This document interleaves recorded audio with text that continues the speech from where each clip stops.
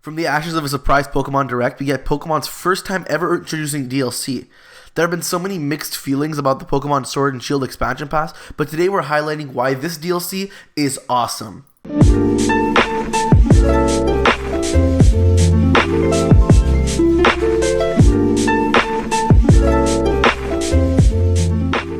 Hey, what's up you guys, Snake here, and today we're talking about 5 reasons why the Pokemon Sword and Shield expansion pass is actually quite great. From the moment this direct was released, the internet had their fair share of comments against it, but there's so much greatness this DLC has to offer. Let's get right into it.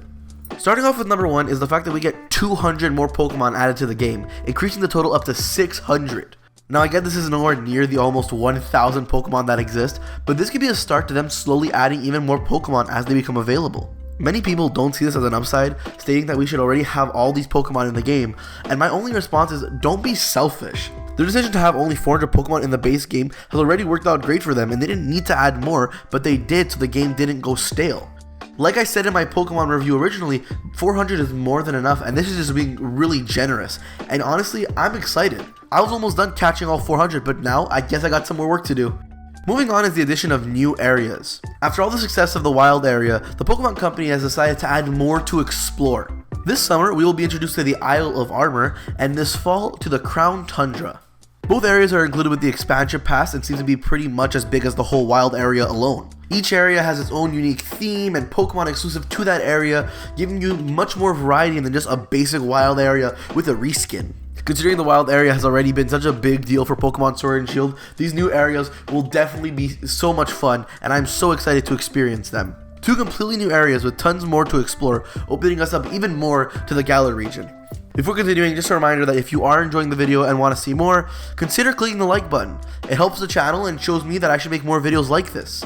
Anyways, on with the video.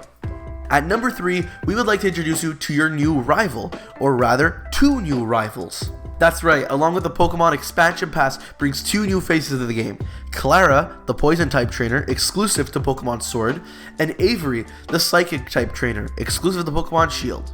There isn't much info out at the time, so I can't really go into much detail, but we can expect at least some sort of gym challenge or some sort of rivalry that forms, and that's really cool. More trainers, more types, more epic battles. And this isn't a big one, but having 2 new faces join the game is just another splash of Pokemon goodness that should make you excited to get this expansion pass.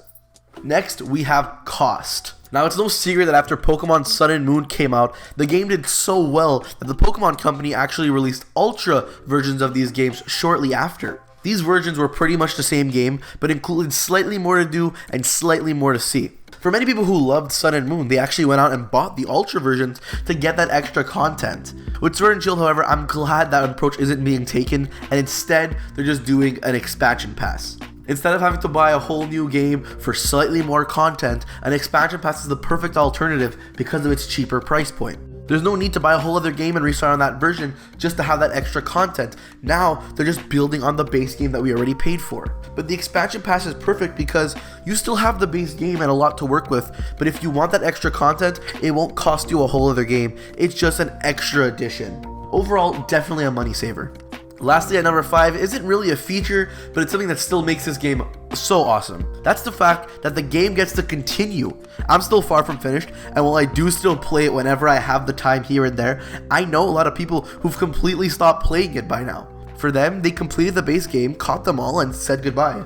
They got their money's worth and had their fun, but now it's gonna live on their shelf for a little while because there's not much more to do. But with the expansion pass, they now get to come back and continue their journeys around the Galar region once again, letting the adventure go on. If they miss all that Pokemon fun, they can come back and keep the journey alive. And this might be the first time in Pokemon history, at least from my experience, that we might actually see a lot of people that we know come back to a Pokemon game and continue playing it. I've definitely gone back and restarted old Pokemon games from scratch, but this is the first time where we can bring people back to the game without having them restart and really just continue their journey.